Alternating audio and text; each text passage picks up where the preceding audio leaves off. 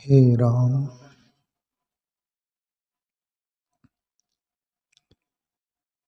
मन लागा मेरो यार फकीरी में,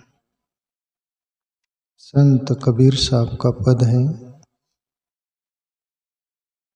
और उस पर अपन सत्संग लेंगे। कबीर साहब बोल रहे, मन लागा मेरो यार फकीरी में। आप प्यारे मित्रों, कबीर साहब का मन और हमारा मन कोई अलग तो है नहीं। मन मन है। मन कोई शरीरधारी नहीं। मन उसको बोलते जो मनन करते रहता है, चिंतन करते रहता है, उसको मन बोलते हैं। अब ये मन का स्वभाव है दुनियादारी में, दुनिया की तरफ, जगत में, सब रंग राग में दौड़ते रहना,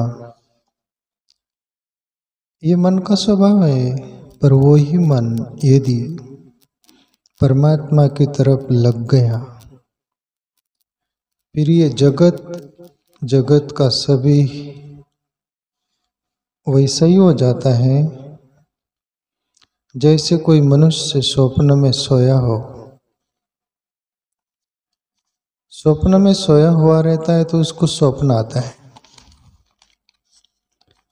स्वप्न में ऐसा स्वप्न आता है कि वो हाथ पैर तड़पाता है, कुछ भी अलग सा करता है स्वप्न में। डरावना स्वप्न है तो स्वप्न में राजा बन गया तो राजा का राजवाट ठाट। स्वप्न में जो भी कुछ करता है उसको सत्य लगता है कि नहीं, सत्य भासता है कि नहीं उसको। और वो ही मन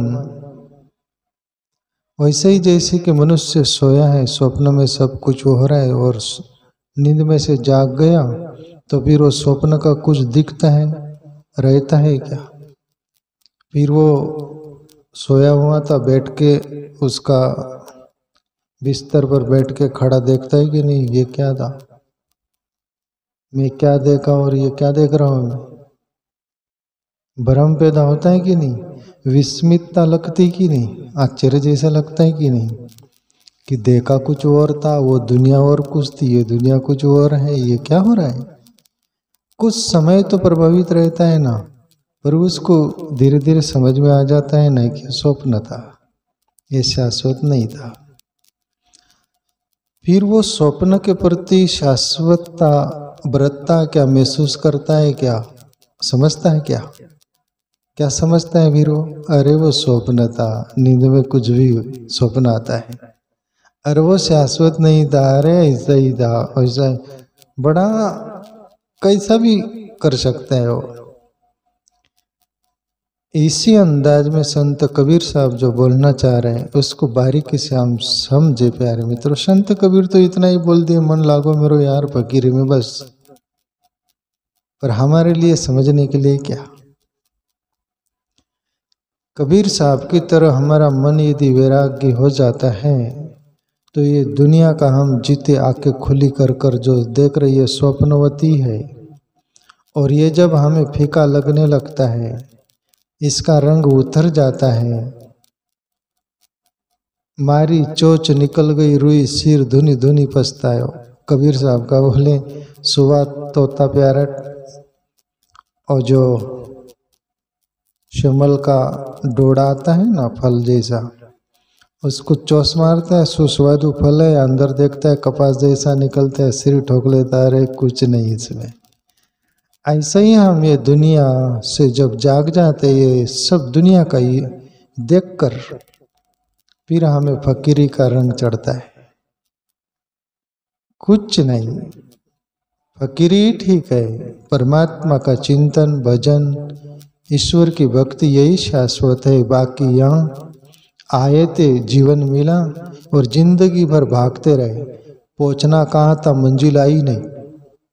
सुबह से चले थे और दिन डूब गया, जीवन रूपी बेलदाराचा हेला पाणी वाहून मेला। बेलदार वो दीवार बांधने वाले का हेला जो बोलते पहले जमाने में, अपन भी देखे सब। मर गया पानी वाते, पानी क्यों आया उसको मालूम नहीं।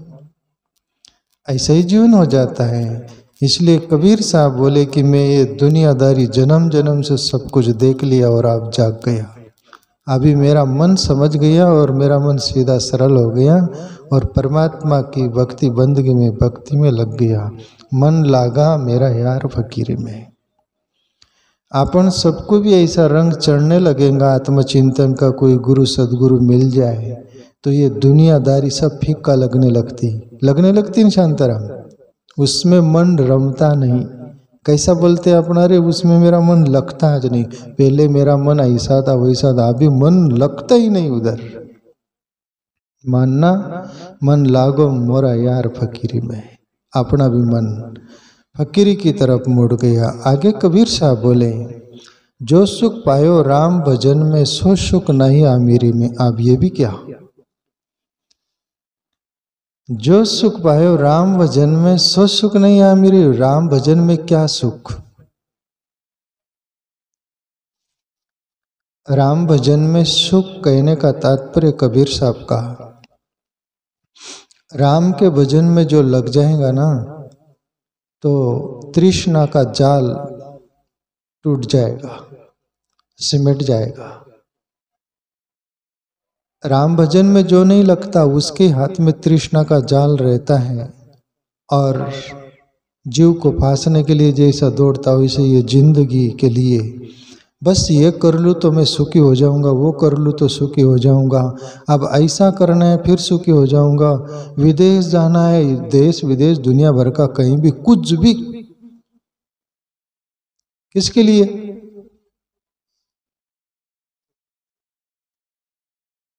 केवल सुख के लिए ना। और मिलता है सुख। मृग जो होता है हिरण, ये धूप गिरती पानी जैसा चकचक करता है, भागता है पानी मिलेगा, कहीं मिलता है पानी, मुंह से फेंस आता है, दम तोड़ देता है। ऐसा ही सुख के लिए मनुष्य जिंदगी भर करता है पर सुख हाथ लगता नहीं। और ये जो क्षणिक सुख अनेक प्रकार का जो है ये मिलता है और मिलता नहीं हो जाता है। इस सुख से कभी तृप्ति नहीं होती। पर कबीर साहब जैसे का मन को वह अंदाज आ गया, देख लिया भटक के सब खोज के, अब वो सुख नहीं मिला। इसलिए जो सुख पायो राम भजन में, राम भजन में सुख वो मिलता है प्यारे मित्रों, सब चिंता दूर हो जाती, सब तरफ का भटकना बंद हो जाता है। रेत में से तेल निकालने वाली बात जो थी पहले, अब वो तेल है नहीं रेत में, रेत को छोड़ देता है। और जो सुख पाए राम भजन, फिर एक निश्चिंत भाव से भजन में मन लग जाता है, भगवत भक्ति में लग जाता है, आत्मचिंतन में लग जाता है। मंजिल एक परमात्मा ही रहती है, ये दुनिया की कोई भी मंजिल सब वहाँ विदा हो जाती है। और आप देखिएगा अपना मन यदि स्थिर है बिल्कुल, तो आप भजन करो, नामस्मरण करो, ध्यान करो, ईश्वर चिंतन करो, तो आपको ऐसा लगेगा कि जिंदगी में मैं पहली बार सुख महसूस किया। थोड़ा पर तो देखते होंगे ना जिंदगी में। इसलिए कबीर साहब बोल रहे, जो सुख पायो राम भजन में सो सुख नहीं आमिरी में। अभी आमिरी क्या होती है, आमिरी में क्यों नहीं सुख मिलता। प्यारे मित्रों, आमिर बनने के लिए मनुष्य जिंदगी भर हाथ तोड़ डालता है, दिमाग खराब कर लेता है, शरीर को अस्त व्यस्त कर लेता है, मन को चितर बितर कर देता है और जिंदगी भर हाय तौबा भागते रहता है चारों दिशा की ओर। धन कमा लिया, पद कमा लिया, भोग देख लिया, दुनिया भर का ऐश्वर्य देख लिया, सब देख लिया और वाक्सा खड़ा रहता है। वो अभी पूरा नहीं हुआ है। अमेरिका का वो कार्नेगी के बारे में आप सब दुनिया को मालूम है ना। पत्रकारों ने पूछे कि आप मर रहा था तब अंतिम समय, आप वो तृप्त होकर मर रहे ना, 10 अरब रुपया कमा के आप शरीर तो वो छोड़ रहे ना, तब वो कार्नेगी बोला, अमेरिका का पागल हो तुम, तो पत्थर बोलेंगे ऐसा क्या पागल, हम तो सही बोल रहे। बोले 10 अरब, मेरी 10 खरब कमाने की इच्छा थी, वो बाकी रह गई। मैं बेचैन मर रहा हूँ, अशांत मर रहा हूँ। जो सुख पायो राम भजन में, सो सुख नहीं आमिरी में। ब्रह्मानंद को और ले लो पास में तो वो बोलते, जो फकीरी में मजा जिसको आमिरी क्या बिचारी है। जिसको फकीरी में मजा आ गया, आमिरी क्या गरीब है उसके आगे। मैंने देखा है आनंदमयी माँ के चरणों में ज्ञानी राष्ट्रपति झेल सिंह को और इंदिरा गांधी, पंडित जवाहरलाल नेहरू को चरण में बैठते हुए मैंने देखा है। आप भी देख लो, नेट में अभी भी है, बच्चे की तरह। क्या है ये फकीरों के पास, संतों के पास, जो बड़े बड़े देश के प्राइम मिनिस्टर, प्रेसिडेंट चरण में बैठते, उनकी क्या है अमीरी, क्या है उनके आगे। आशीर्वाद मांगते, आपका आशीर्वाद चाहिए। सब कुछ तो दुनिया का मिल गया था ना, फिर एक जोगी के पास से आशीर्वाद। इसलिए कबीर साहब बोले, वो संपदा है उसमें, भला बुरा सबका सुन लीजिए, कर गुजरान गरीबी में। प्यारे मित्रों, दुनिया क्या बोलेंगी? जिसका फकीरी में मन लग गया है ना, वो भला भी बुरे को दोनों किनारा कर देता है। भला और बुरा का हम सोचते नादान लोग। कोई बुरा न बोल दे, कोई बुरा न सोच ले, भला ही कहलाना है, भला ही दिखलाना है, भला ही सब कुछ है, बुरा न कह दे, उसमें डरे डरे रहते, मरे मरे रहते। पर जिसका मन फकीरी की तरफ लग गया, परमात्मा की तरफ लग गया, वो बुरा को भी एक्साइट कर देता है, भला को भी कर देता कि बस साइड खड़े रहो, हमारा रास्ता बीच में का है।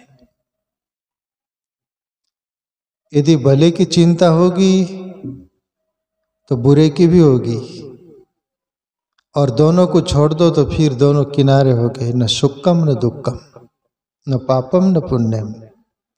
जिसका मन परमात्मा की तरफ लग गया, न वह भले की चिंता है न बुरे की चिंता है, बस आत्मचिंतन, ईश्वर भजन, ईश्वर उसकी मंजिल रहती है, और वो ही पहुंच पाता और वो ही चल पाता है। भले बुरे में जो अटका, उसका मन फकीरी में नहीं लग सकता। दुनिया क्या है प्यारे मित्रों?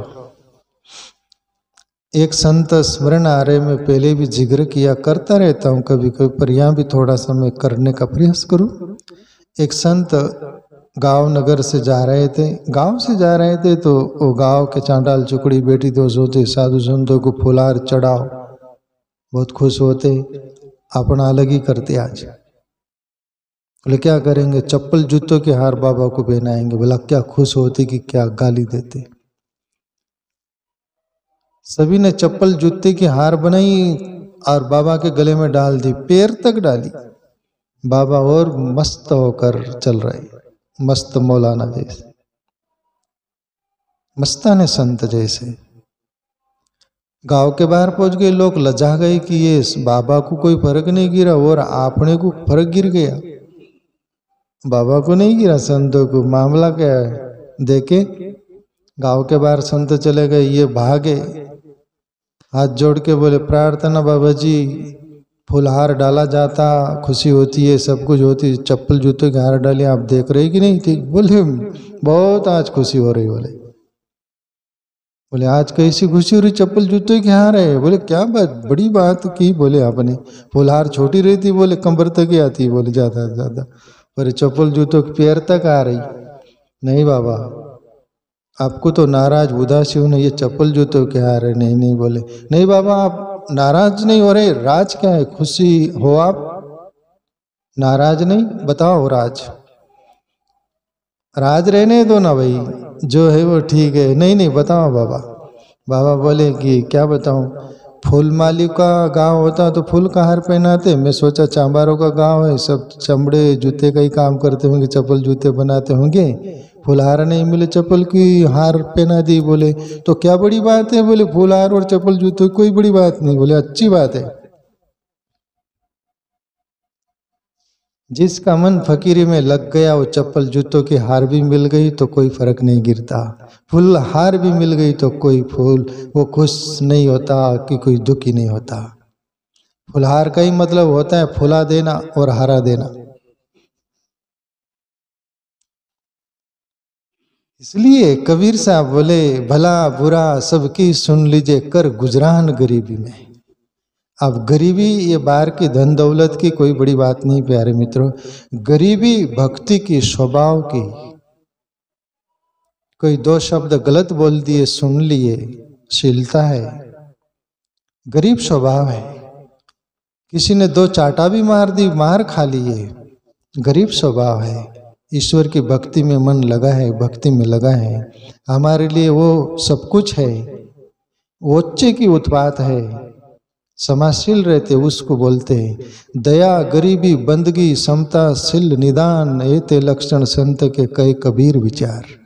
ये भी कबीर के हैं। दया से भरा हुआ रहता है, गरीब स्वभाव से भरा हुआ रहता है, बंदगी ईश्वर की बंदगी से भरा हुआ रहता है। दया गरीबी बंदगी क्षमता समता जो भी मिल जाए, शील रहता है। तो यहाँ कबीर साहब बोले भला बुरा सबकी सुन लीजिए, कर गुजरान गरीबी, मन लागो मेरा यार फकीरी में। हम तो थोड़ी बार भी भक्ति करते, मंदिर में भी जाते हो तो उस परमात्मा को, मंदिर की मूर्ति को हजार नहीं लाख बात सुनाते कि देख ख्याल रखना, मैं आया ही इसलिए, मैं तेरे लिए नहीं, तेरे से क्या मतलब मेरे को, मेरे काम से मतलब। ये काम कर देंगे ना तेरा मैं काम कर दूंगा, मतलब कि दलाल मानते। परमात्मा की मंदिर में मूर्ति है ना, उसको दलाल मानते कुछ लोग, काम पूरा करने के लिए आए, जैसे नेता के पास जाते। परमात्मा को प्यार करो, भजो, तू प्यारा है, तेरे से जीवन है हमारा, तू सत्य है।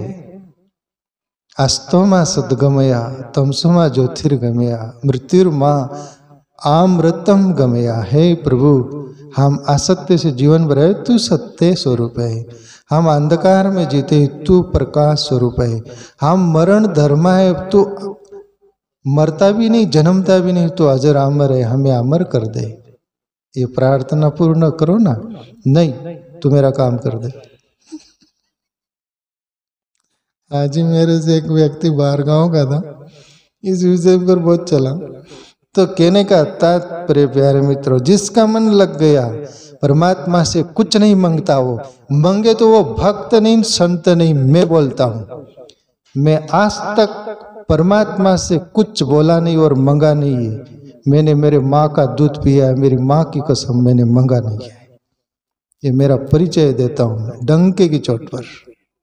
तेरे से क्या मांगना, तू बहुत कुछ दिया, जीवन का अनुभव है, तो हाथ पकड़ के चलाता है, सब बात की ख्याल रखता है, तेरे से क्या मांगना। नहीं, तेरे से नहीं मांगा। तू हर बात समझता है, ये दुनिया से भले मांगो ये समझती नहीं।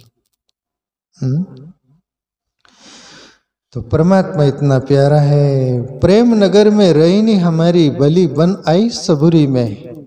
ये दुनिया प्रेम नगर है प्यारे मित्रों, 2 दिन रहना है और चले जाना है, विदा होना है, या किसी का ठिकाना नहीं है।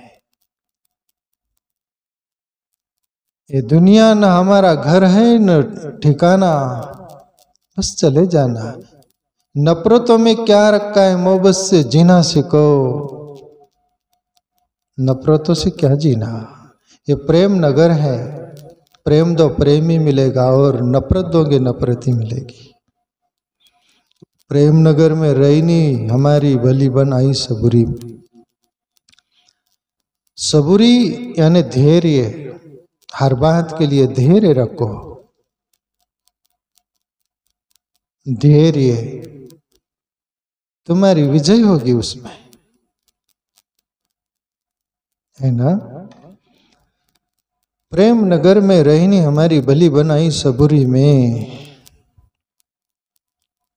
हाथ में कुंडी बगल में सोटा, चारों दिशा जागिरी में, मन लागो मेरा यार फकीरी में। हाथ में कमंडल बगल में सोटा, चारों दिशा जागिर में। फकीरी आ गई ना, हाथ में कमंडल रहता है, एक डंडा लकड़ी रहती है, या नहीं तो वाह। चारों दिशा जागिरी में, परमात्मा का ही है सब कुछ, किधर भी जाओ उसका ही है। तो एक संत और राजा के बीच चर्चा बिल्कुल शॉर्टकट। जंगल में संत रहा करते थे, तो राजा सैर करने घूमने गया, तो बाबा जी को बोले कि चलो बाबा जी राजमहल में देख लेना हमारा राजमहल, आपके पैर पड़ जाएंगे ऐसे तैसे। संत बोले चलो। आए, संत के लिए पूरी फैसिलिटी राजा दे दी, राज सिंहासन से खाने पीने से पूरा, कोई बात जैसे राजा जीता है वैसा। राजा सेवा करता, भाव रखता, और यहाँ किसका भाव टिकता है? स्वार्थ से दुनिया भरी हुई। चंद दिन हुए, महीने हुए, कुछ हुए, और राजा के अंदर विकृति आ गई कि ये काय का संत। हमारे जैसे ही है, राजमहल में रह रहा है, खा रहा है, पी रहा है, सब कुछ, जो क्या काय का संत है। और संत तो तुम्हारा अंतःकरण जानता है, तुम्हारे अंदर मीटर क्या चल रहा है। और एक दिन राजा बोल ही दिया कि बाबा हमारे में और आप में क्या फर्क? बोले क्या हो गया, क्या नहीं बोले बताओ क्या फर्क? तो बोले चलो अपन घूम कर आते, जंगल तरफ सैर करने जाएंगे। संत बोले, राजा बोले चलो, और संत बोले मैं चलते चलते ही आपको जवाब दे दूंगा, इसका उत्तर दे दूंगा। बोले गए, बहुत दूर दरार तक चले गए, राजा की सीमा के हद पार करने को है। राजा बोले मेरी यहाँ से हद पार, मेरा राजमहल छूट रहा है, सब कुछ छूट रहा है, आपके साथ कैसे मैं आ सकता हूँ? आगे नहीं आ सकता। बोले अरे चलो चलो। संत बोले चलो। बोले नहीं बोले मेरा राजमहल छूट रहा है, सब कुछ छूट रहा है, मैं नहीं आ सकता। संत और दोबारा बोले चलो छूट रहा है तो छूट रहा है, क्या बड़ी बात है? नहीं बोले मैं छोड़ नहीं सकता। तब संत बोले तेरे में और मेरे में ये फर्क है, मैं चला तो चला और तू वापस जा रहा है। राजमहल तेरे अंदर है, मेरे अंदर नहीं। मैं वहां भी जो था वो था, और ये भी जो है अभी मैं जा रहा हूं वो भी वो हूं।